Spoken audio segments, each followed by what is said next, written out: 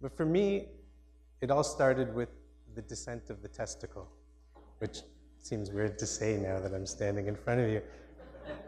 But that's what I tell people when they ask me how I became a medical illustrator. It started with the descent of the testicle. And now when I say that, it sounds like I was a really early bloomer. But that's not what I mean. I was a grad student at the time, which sounds like I was a really late bloomer.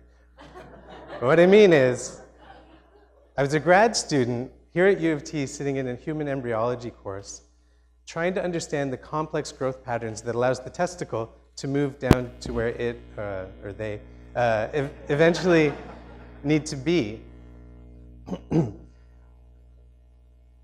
And like in The Princess and the Pea, if you'll allow me, in early development, the testicle is a barely noticeable lump high in the abdomen, nestled between sheets of growing tissue.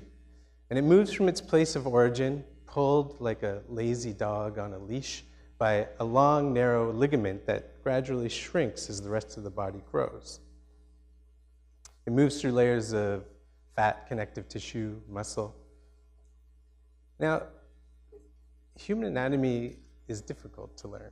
Human anatomy, while it's growing, is really difficult to learn. And I just didn't get it. I couldn't comprehend, I couldn't visualize what I was trying to understand. And until my professor at the time, Dr. Mike Wiley, one of my best instructors ever, put up a series of slides. 6 images to detail the journey of our little hero. And let me just, so you can see it up there, that little black dot to the top right. Now, if this were a sing-along, I'd encourage you to follow the bouncing ball, but it's not, it's a TED Talk, so that's entirely inappropriate. So he played these slides for us, showing the journey from where it is to where it ultimately winds up. And by the time the 6 slides were over, and after the excellent instruction of my professor, but after these 6 slides were over, I got it. I understood. So,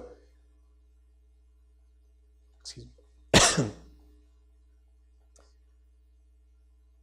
And later he told us that these images were created by a student named Brett Clayton, a student in the Biomedical Communications program, a graduate program here at U of T, and the only program to train medical illustrators in all of Canada.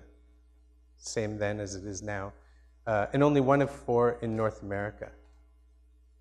And when I heard about this, what's a medical illustrator? Well, it's somebody who communicates science with images like this.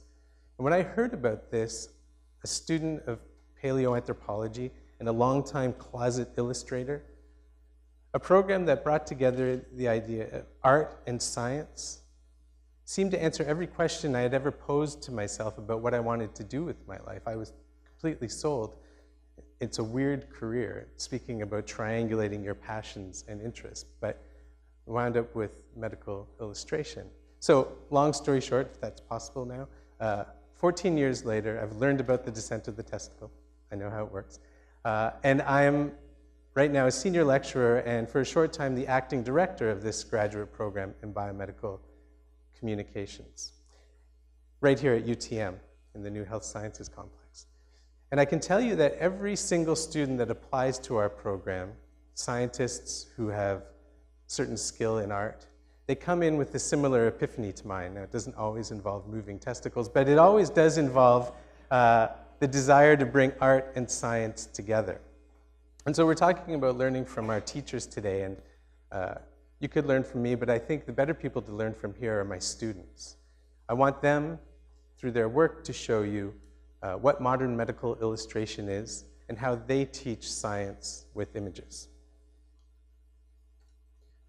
So these are all bits from their master's research projects. And if you have any idea in your mind of what a medical illustrator is, it's probably somebody sketching organs for a textbook.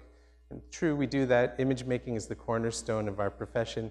We can also now leverage the communicative power of 3D animation interactive digital media, augmented reality, simulation, and so on. But no matter what medium we use, at heart, the medical illustrator is a teacher, is a translator, somebody who translates from one level of understanding to another by crafting images designed to carry a message and to be received by their audience, whether it's the development of T cells in the thymus or here, the development of the skull to teach forensic science students how that works. Now, all of our students take on a master's research project where they're paired up with a leading scientist, and together they collaborate to visualize the mouse is fine, to visualize some area of their research. In this example, Stuart Jantzen, one of our recent students, worked with Dr. Yves de Koning at Laval University to describe a new technique for probing and monitoring living neurons, brain cells. The subjects that the students take on it varies from novel medical research to patient education, images for the courtroom in personal injury and malpractice cases. And in this case, we see the description of experimental protocols, we see gross anatomy, we see a cellular world in action at the molecular level, all coming together to communicate some idea. Now, not all of our animations are about something like this, but they could be about more fundamental structural ideas about the body. For example, how a cell can be both rigid and flexible by its complex microarchitecture. And that's what this animation is describing. And when I look at these, sometimes I'm struck by the beauty and elegance of the body and what we're explaining here. But this beauty and elegance is sharply contrasted by the horror of disease when the body succumbs to pathology. And this is what we're often called on to illustrate.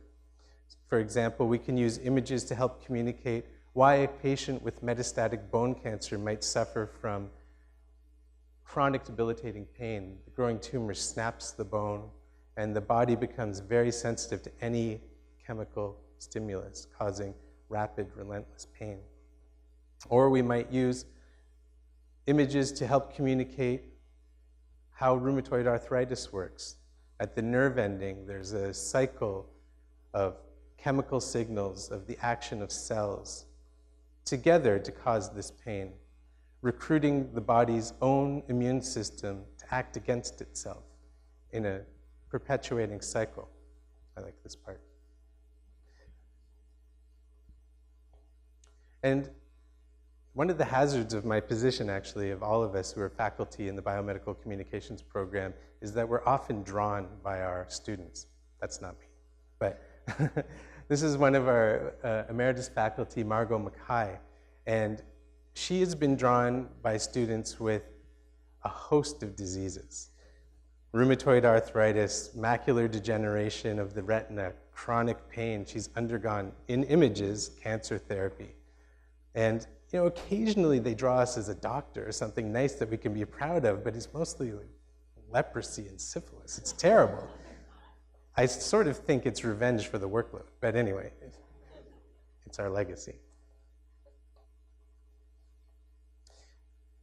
But we also peer into the microscopic depths, the cellular and molecular depths of the body. This is an example showing neuroblast cells actually crawling on a blood cell. And one of our students re-visualized this with Dr. Armin Sagatelian at Laval University to demonstrate more clearly what these images help us understand and how this knowledge can lead to maybe new regenerative therapies for people who suffer from brain damage due to stroke.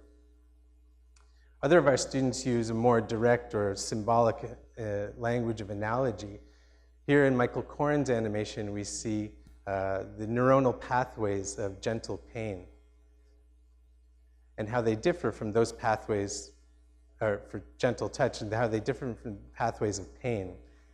So what he's creating here are strong images with analogy that the user can take away with them to recall easily. The condition he's describing is called tactile allodynia, where that gentle pain is actually felt, gentle touch is felt as extreme pain through crosstalk. Then he goes from analogy and takes us back to anatomy. Now, all these images I've been showing you so far are using 3D animation to visualize science. And I showed those first because that's what I teach, so I'm allowed to do that. But many of our students do other things where they create projects where people interact with images, or they try to learn new knowledge from images. And I'll show you some of these. So for example, one of our students made a digital bronchoscopy simulator, so teaching physicians and technicians how to learn the anatomy of the lung, but from the inside, how they'd see it through a scope. And you can see her using it here with 2 Wiimotes. But making game elements, so they have to be challenged to find an area going through these different branching paths. Or the game design element can be used more explicitly. In this case, a game called Vascular Invaders that was designed to help teach students to learn the complex anatomy of the circulatory system. They're forced by this game to abstract their knowledge, and they're compelled to compete with themselves and others to keep learning. Now, other of our students do other things, and they're not so concerned with learning about data as learning from data. So this is a project, a prototype created a few years ago where motion capture data of gesticulation and body motions was taken from real people and then put onto digital models. Then by tracking some part of the body, like the wrist, we can record and visually interpret these gestures over time.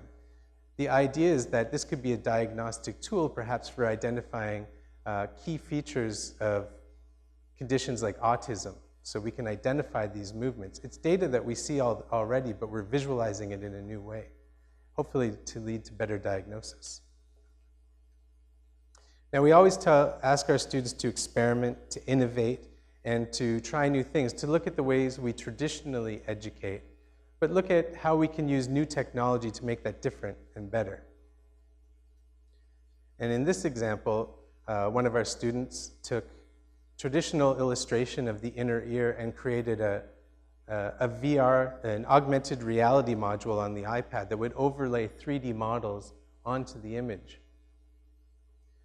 This was a really interesting project. The student had to dissect the base of the skull, do a CT scan, and then you'll see in a second do 3D printing of the anatomy here. So this is a part of the bone at the base of the skull. And then create a module where the student could hold the anatomy in their hands, examine it, and then through this digital technology peer inside to see the inner ear. Now, this wouldn't be possible if we had to ask all the students to go out and buy the technology they needed to do this, cameras and the screens and everything. Luckily, all of you walk into the classroom with tablets and phones that are more than capable of doing all these things, and now we can design for them. And we're doing more and more interesting things in this way. So it's not just about drawing in textbooks, it's about educating with images. So this is a bit of a whirlwind description of what the modern medical illustrator is. And it's about communicating science with images. Science is the search for new knowledge, knowledge that will help us understand the world better, knowledge that will help us interact with the world better. But knowledge gains power and potency and more potential if it's communicated, if it's shared. And I think that's where the power of the medical illustrator really resides. The ability to see what the learner needs, to understand the science very deeply, and to craft something with images that will bridge the gap between the two. So, thinking of the going boldly talk, I haven't really done anything boldly, but I've said the word testicles 8 times in front of 100 strangers, so.